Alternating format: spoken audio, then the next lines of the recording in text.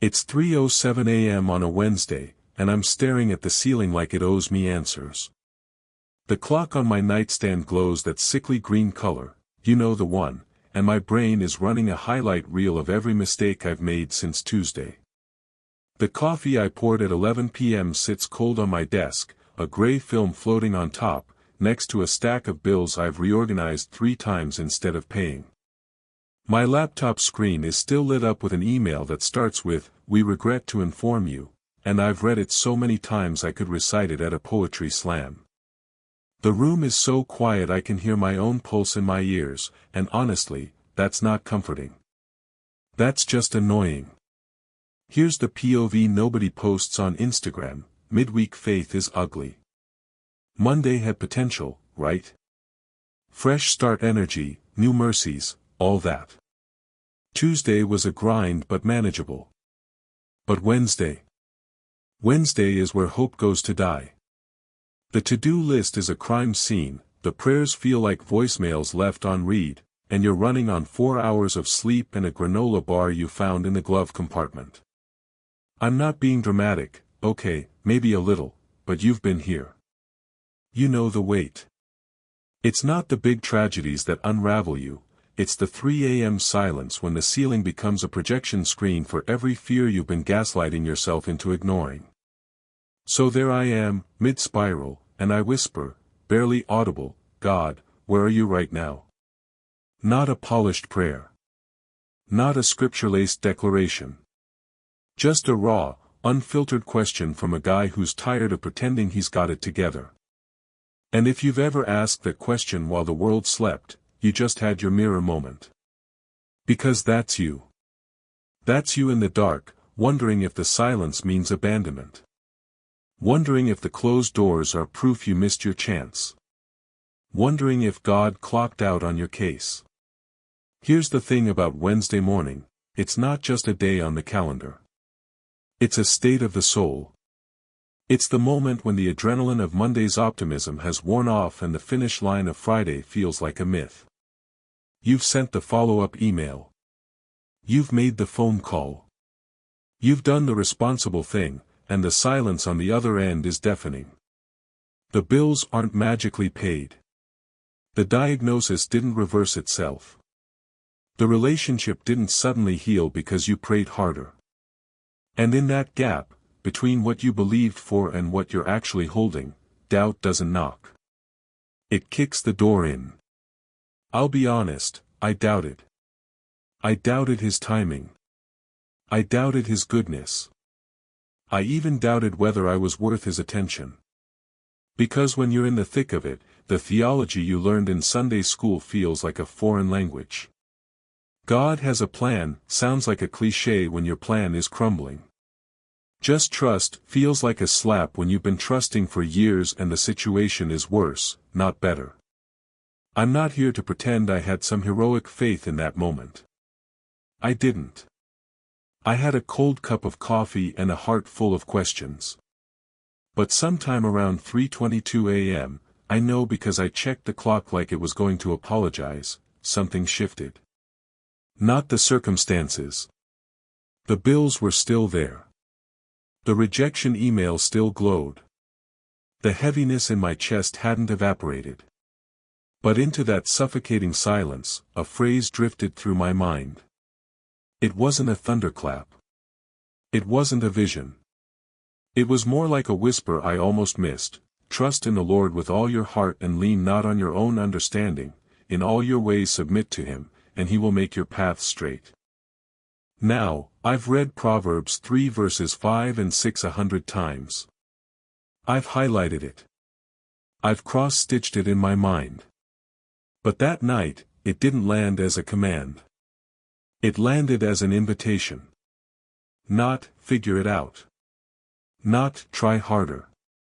Just, submit. Surrender. Stop leaning on your own understanding, because my understanding at 3 a.m. was a disaster. My understanding said I was behind. My understanding said God was silent because He was absent. But that whisper invited me to consider something terrifying and freeing: maybe my understanding wasn't the assignment. Maybe the assignment was trust. That's when I wrote it down, not because I'm a journaling guru, but because I needed to see it outside my head. I scribbled on the back of an old envelope, faith isn't knowing the road. It's knowing the one who built it. That's the memorable truth I'm giving you today. Marinate in it. Faith isn't a GPS with turn-by-turn directions. It's a hand you hold in the dark. It's a voice you follow even when the path looks wrong. And that night, I realized I'd been demanding a roadmap when God was offering a relationship. I wanted clarity. He wanted closeness. So I sat there, still exhausted, still uncertain, but something was different. The ceiling hadn't changed, but my focus had. I wasn't staring at my problems anymore. I was aware, barely, but truly, that I wasn't alone in the room. The silence wasn't empty. It was inhabited. And that cold coffee? It became a weird kind of communion. A reminder that he meets us in the mess, not after we've cleaned it up. But here's what I didn't know yet, what I couldn't have known at 3 a.m. in my apartment, was that the real breakthrough wasn't going to happen in that room. It was going to happen later that morning in an empty parking lot, in a moment so ordinary I almost missed it. But what happened next in that deserted parking lot changed everything. The parking lot was empty. Not metaphorically empty, I mean empty. Just me, my cold coffee, and that weird gray light that happens right before the sun decides to show up. I'd left my apartment at 5:47 a.m. because the walls were closing in, and honestly, I needed to be somewhere that didn't remind me of my own ceiling. You know that ceiling. The one you've memorized at 3 a.m. when prayer feels like talking to drywall. I was standing there, leaning against my car, a 2012 Honda that's held together by grace and duct tape, when a thought hit me so hard I actually stopped mid-sip. Cold coffee dripping down my chin, and I didn't even care. What if the delay isn't rejection? What if it's protection? POV, you've been asking God to open a door for 3 years. You've fasted. You've prayed. You've done the prophetic declarations. You've written, "I trust God's timing," in 17 different journal entries and half believed it maybe twice. And then the door doesn't just stay closed, it gets bolted shut with a rejection email that feels personal. That was me, 6 months ago. The job I'd prayed for, the one I knew was from God, the one I'd told my small group about with tears in my eyes, gone. We've decided to go in a different direction. Gaslighting corporate speak for, not you. I sat in my car outside that office building and screamed. Not a polite Christian scream. The kind where your throat burns and you're glad nobody's watching. I told God he'd made a mistake. I told him I'd done everything right, tithing, serving, showing up early to set up chairs nobody sits in, and this was the thanks I got. A closed door and a bruised ego. But here's the mirror moment. Maybe you've been there. Maybe you're there right now. Staring at a door that didn't open, a relationship that didn't heal, a healing that didn't come. And the enemy, or your own anxious brain at 2 a.m., is whispering the same lie, God is holding out on you. He doesn't actually care. You're being punished. I need to tell you something that changed everything for me. And it starts with a verse I thought I understood until I actually needed it. Mark chapter 11, verses 22 through 24. Jesus says, "Have faith in God. Truly I tell you, if anyone says to this mountain, 'Go, throw yourself into the sea,' and does not doubt in their heart but believes that what they say will happen, it will be done for them. Therefore I tell you, whatever you ask for in prayer, believe that you have received it, and it will be yours." I used to read that like a formula. Say the right words. Believe hard enough. Don't doubt even a little. And if it doesn't happen, well, your faith was defective. Return to sender. Try again next miracle. That's not what Jesus was doing. He wasn't handing out a spiritual vending machine code. He was issuing an invitation to radical, terrifying, beautiful trust. The kind of trust that doesn't need to see the mountain move to know it can. The kind of trust that looks at a closed door and says, maybe God isn't rejecting me. Maybe He's redirecting me. Maybe He's protecting me from something I can't see yet. That rejection email. 3 months later, the company had massive layoffs. The entire department I'd applied for was eliminated. I would have moved my family across the country for a job that would have lasted 90 days. God wasn't saying no to hurt me. He was saying no to save me. And that's when the Holy Spirit dropped something into my spirit that I've never forgotten. A memorable truth I'm giving you today: the mountain isn't your enemy, it's the launch pad for your miracle. We've been taught to see obstacles as opposition. The unpaid bill. The chronic illness. The marriage that's hanging by a thread. The child who's wandered so far you can't see them anymore. We look at those mountains and we beg God to remove them. And sometimes He does. But sometimes, and this is the part we don't like, He leaves the mountain right where it is and says, speak to it. I've given you authority. Use it.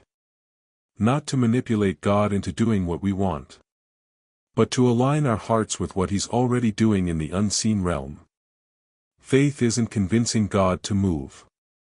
Faith is positioning ourselves to receive what He's already released. I'm not saying this is easy. It's not. I've cried in hospital parking lots, begging God to heal someone I loved and watching nothing change. I've opened bills I couldn't pay and wondered if God had forgotten my address. I've doubted His goodness more times than I've trusted it. And I'm not standing here, sitting here with my cold coffee, pretending I've graduated from the school of faith. I'm very much still enrolled. Probably repeating a few courses. But here's what I'm learning: slowly, painfully, beautifully, surrender isn't weakness. It's the highest form of strength. It's looking at a mountain you can't move and saying, God, I can't. But you can. And if you don't, if you choose not to, I will still trust that you are good. Not because my circumstances prove it, but because your character declares it. That morning in the empty parking lot, I did something I'd never done before.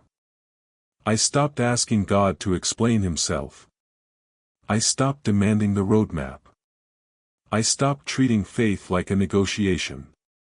And I whispered 3 words, not loud, not prophetic sounding, not Instagram worthy. Just 3 words, barely audible, more exhale than speech. And the moment I said them, something in the atmosphere shifted. Not the parking lot. Not my bank account. Not the rejection email still glowing in my inbox. But something in me. A surrender so complete, so terrifying, so free, that I knew nothing would ever be the same. I whispered those 3 words, and the silence that followed wasn't empty anymore. It was full. Full of presence. Full of peace. Full of a God who'd been waiting for me to stop fighting long enough to let Him fight for me. Those 3 words changed everything. Those 3 words were, I surrender, Lord.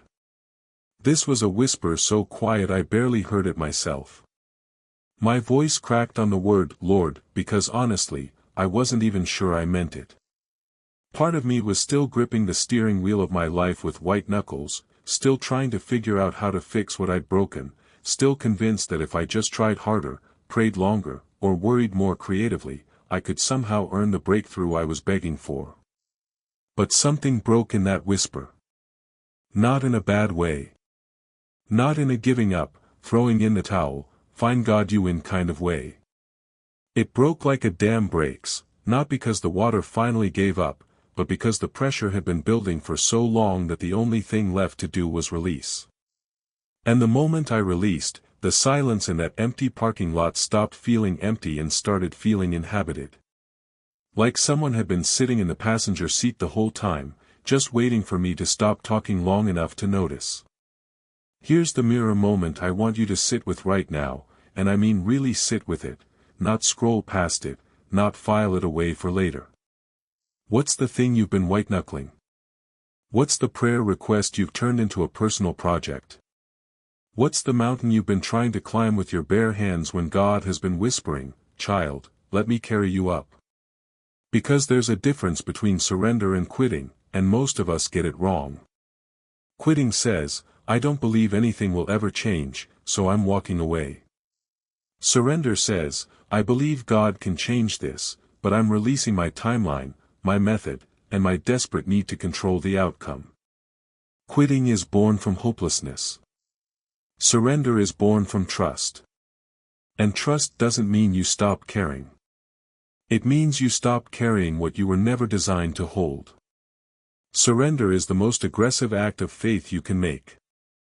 It's looking at the enemy of your soul, the one who's been whispering that God has forgotten you, that your prayers are bouncing off the ceiling, that you're one mistake away from being abandoned, and saying, "No. I'm not playing your game anymore. I'm handing this over to the one who actually has the power to move mountains, and I'm going to rest while he works." And here's the memorable truth I'm giving you today, the one I wish someone had told me years ago: God's favor isn't the absence of problems, it's the presence of God inside the problems. We've been sold a counterfeit gospel that says if God is with you, everything will go smoothly.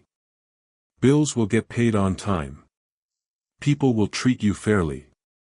Doors will swing open the moment you knock. And when that doesn't happen, we assume we've done something wrong, or God is punishing us, or maybe, and this is the darkest thought of all, maybe He's not really there at all. But that's not what Scripture shows us. Psalm 90 verse 17 says, "May the favor of the Lord our God rest on us, establish the work of our hands for us." Yes, establish the work of our hands. Did you catch that? The favor rests on us, not necessarily on our circumstances. The favor is a covering, a presence, a relationship. It's God saying, "I'm with you in the storm, not just when the storm is over." And the second half of that verse, "Establish the work of our hands." That's not a promise of instant success. It's a promise of partnership. God working through our ordinary, unglamorous, sometimes failing efforts to accomplish something eternal. So here's my question for you today, and I want you to take it seriously. Not as a casual scroll-past moment, but as a genuine fork in the road. Are you willing to stop fighting for control and start fighting for trust? Because trust isn't passive. Trust is waking up at 3 a.m. with the same old anxiety gnawing at your chest and choosing, actively choosing, to whisper, "I trust you," even when nothing has changed. Trust is opening the bill you can't pay and saying, "God, I don't see the provision yet, but I trust the provider." Trust is watching the relationship crumble, the diagnosis come back, the dream die, and still saying, "I don't understand this, but I trust the one who does." I'm not asking you to pretend it doesn't hurt. I'm not asking you to slap a plastic smile on your face and recite happy-clappy declarations while your world is falling apart. I'm asking you to bring your pain, your confusion, your disappointment, and your exhausted, threadbare faith to the feet of Jesus and say, "This is all I have." It's not much. It's not pretty. But it's yours. And if you're ready to take that step, not a step of perfect faith, but a step of honest, desperate, mustard seed-sized trust, I want to invite you into a prophetic act right now. In the comments below, write these words with sincerity: "I receive God's favor and I trust Him to make a way today." Don't write it as empty words. Don't write it because some guy on the internet with cold coffee told you to. Write it as a decision. Write it as a declaration that shifts something in the spiritual realm even before you see it shift in the natural. This isn't about manipulating God into giving you what you want. It's about positioning your heart to receive what He's already releasing. Now, before this video ends, I want to pray with you. Not a polished, scripted prayer. A real one. The kind you pray when you're sitting in an empty parking lot at dawn with nothing left but a whisper. Father, I come before you right now, and I'm not pretending to have it all together. You see the person listening, the weight they're carrying, the mountain they're facing, the tears they've cried when no one was watching. Lord, I ask for supernatural peace to flood their heart right now. Not peace that depends on circumstances changing, but peace that surpasses understanding, peace that stands guard over their mind even when everything around them is shaking. I pray for the one who feels forgotten, the one who's been waiting so long they've started to doubt your goodness.